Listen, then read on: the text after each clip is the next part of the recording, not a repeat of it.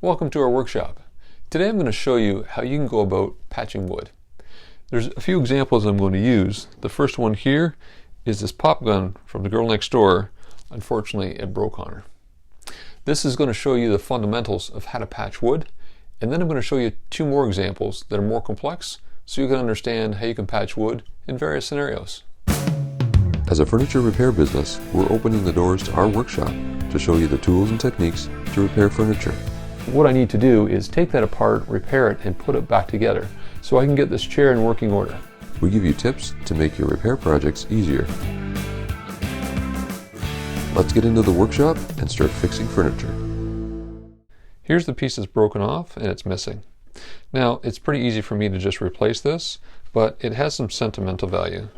This was from a family trip where the family had traveled to Alaska, and here you can see it says Alaska, the last frontier. So it has some sentimental value. The first step in replacing a piece of wood like this and patching it is finding the right wood that's going to match. Here I've got a piece of pine, and the color difference here on the raw wood tells me that it's not pine. But if I bring in a piece of poplar, you can see the color matches pretty good there. So it's got a nice even consistent grain, which is consistent with that, so I'm pretty sure this is poplar. To patch any piece of wood, you need flat, straight surfaces. So there are two ways to do this. I could take a handsaw and draw a straight line this way, and then use a router to get a flat surface on the bottom. But in this particular case, I've got a break just on the edge here. So what I'm going to do is run this through the table saw and get a nice flat edge on it so I can glue the patch on.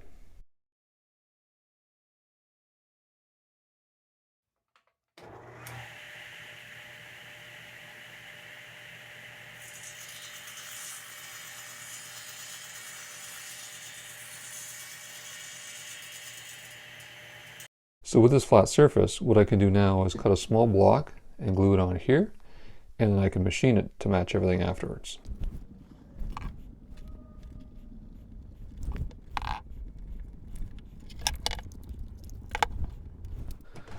The glue's dried here, so I can take the clamps off. And there you have it. I now have a patched piece of wood. The next step is to shape all the edges and get this into the same profile as what it was before the break.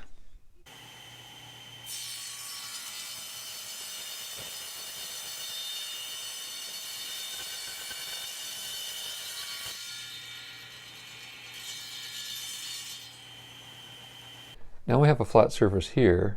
What I need to do is cut the profile on the rest of the piece. And the best way to do that is with a flush trimming bit.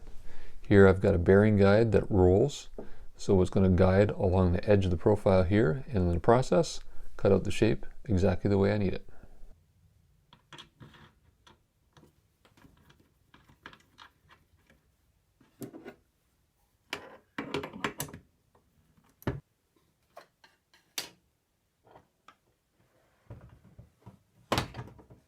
For good safety, I make sure I put the right size insert plate in, and also a post. I've seen a lot of people that are doing router work that don't use these, but they're important because what it does is it provides an anchor point here to be able to push a piece into the blade. Without an anchor point here, your piece of wood can be a projectile.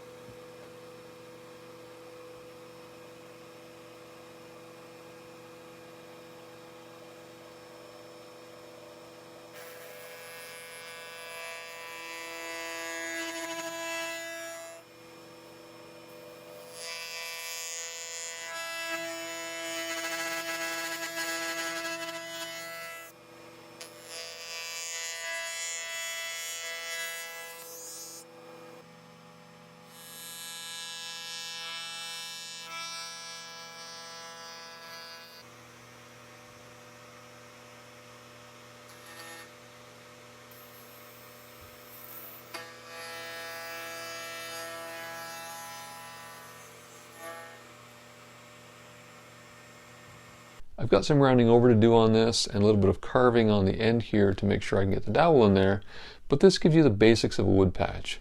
Making sure you have a flat surface so you can get a good glue bond on that wood, and then what you do is shape the pieces. The next two examples are a lot more complex.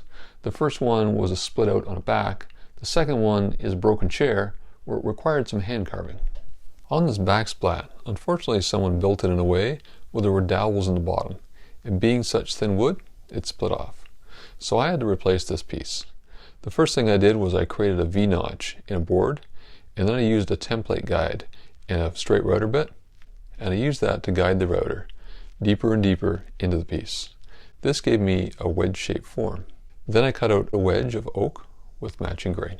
Then it's a matter of rounding the edge to get it to fit, and then gluing it in place. The reason I like using wedges in these shapes is because I can clamp them and get a really nice tight fit.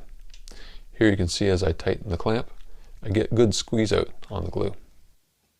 I had a professional finisher finish this, and he also brought me the next job, and that was a broken chair with some missing pieces. This is a chair that needed some work in the top right corner and partway through the side. These missing parts needed to be replaced. I used the same process here.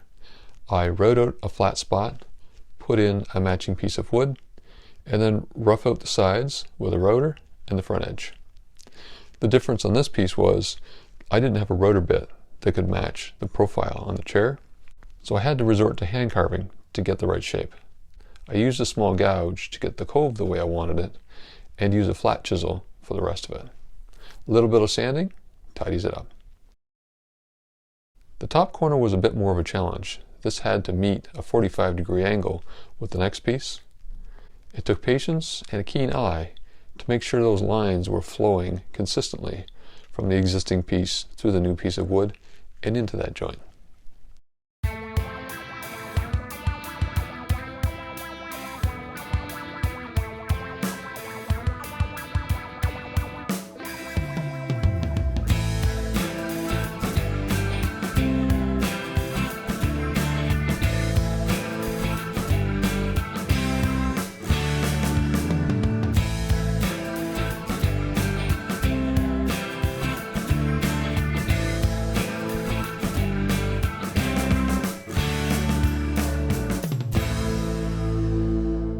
Now back to the Alaskan pop gun.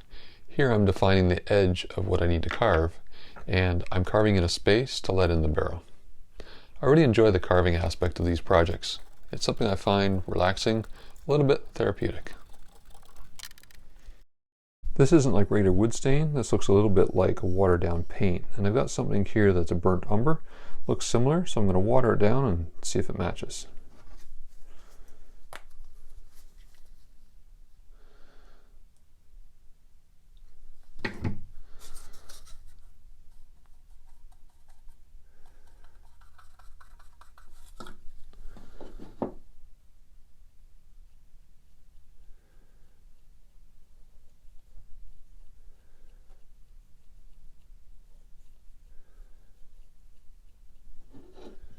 Yep, looks like it might work.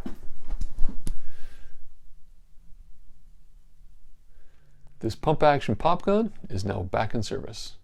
I hope you've enjoyed this video around how to patch wood. I'd love to hear your thoughts and comments in the video and share this with a supportive community about furniture repairs. Thanks for watching Fixing Furniture.